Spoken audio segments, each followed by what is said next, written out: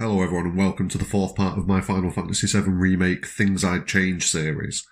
Now in the previous 3 episodes I've covered, firstly the title of the game, secondly the wasted potential of Chapter 3, and then in the last episode how Chapter 4 sets a template for future new content in Final Fantasy VII Remake that just wasn't followed. In this episode I'm going to be covering a few minor grievances that I have from Chapter 5 all the way through to Chapter 12. The reason I'm doing this, in all honesty, is that there isn't one specific chapter that I have big issues with in this section of the game. Well, except for Chapter 10. But it isn't a big fix. You know, there's not a video in me ranting about Chapter 10 because it's such a bad chapter that, what can you do? But anyway, don't forget to drop a like on the video and subscribe for more Final Fantasy content. Help me push on to my subscriber goals. I might have hit 100 by now. I'm recording this on Sunday, so who knows. But let's get to it. Starting off, Chapter 5 and 6 are, for the most part, fine. I've got no major issues with them that I can remember.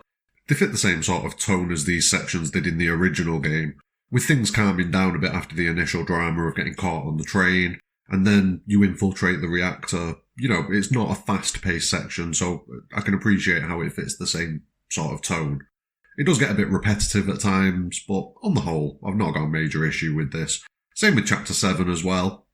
It doesn't give me any issues. It continues being slightly repetitive, but the trade-off is you get an expanded Airbus to fight and everything's prettier than it was in the original game. So, yeah, makes up for it, really.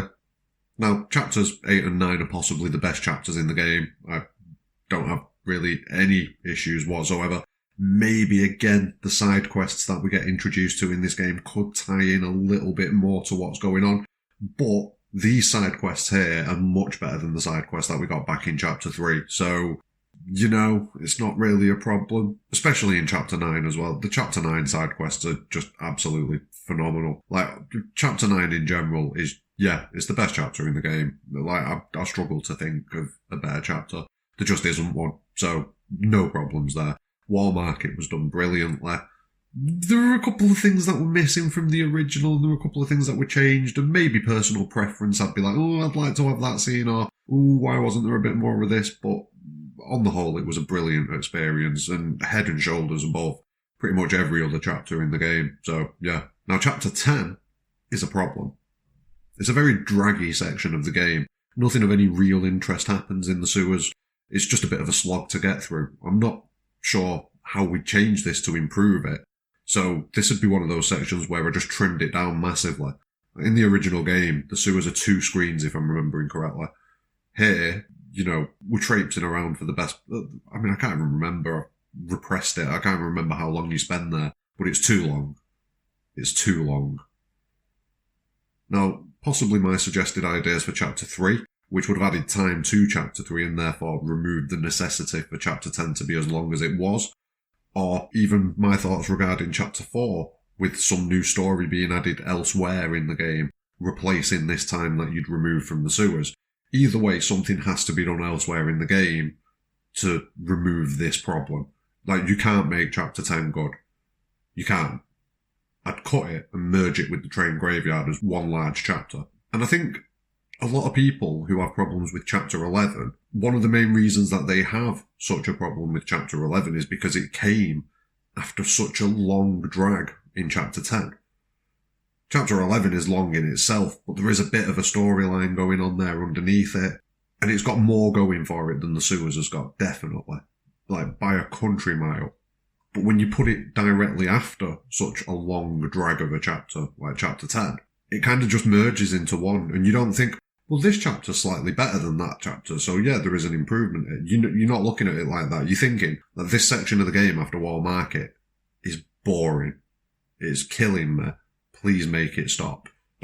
That's genuinely how you feel. So yeah, I think Chapter 11 hasn't got as many problems as people make out. I think it suffers because of Chapter 10. And then Chapter 12 covers the attack on Sector 7, which I do have issues with, but I don't have issues with the actual attack itself. Chapter 12 is fine. Aerith walking around a bit slow when everything's blowing up around her is really silly. But again, one of those moments where they're just playing for time a little bit.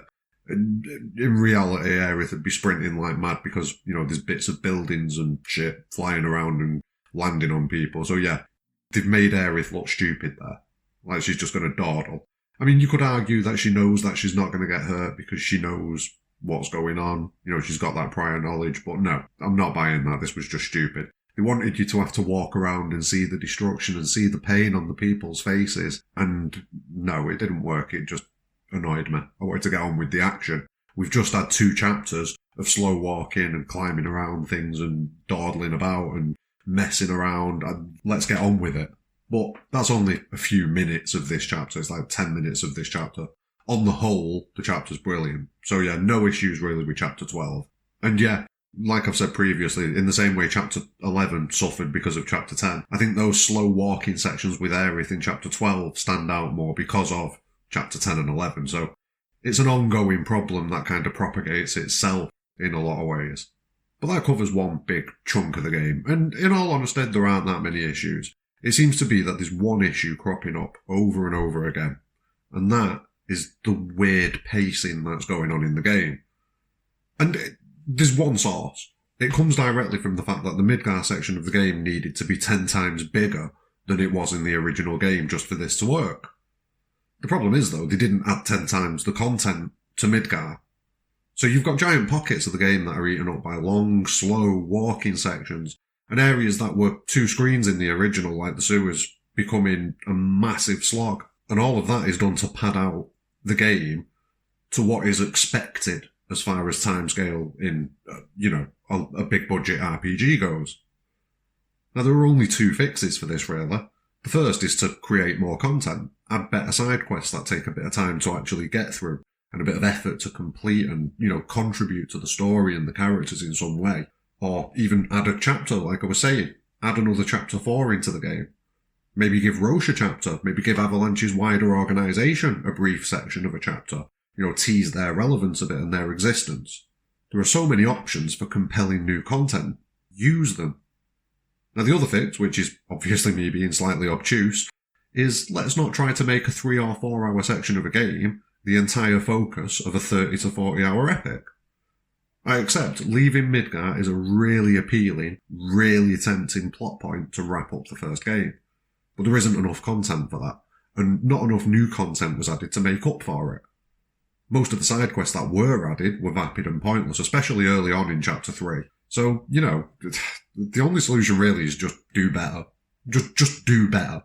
In general, there wasn't a standout chapter that offended me, other than Chapter 10. Chapter 10 dragged a lot. And while I do have issues with Chapter 12, like I say, those issues don't necessarily come in Chapter 12. Those issues come after Chapter 12.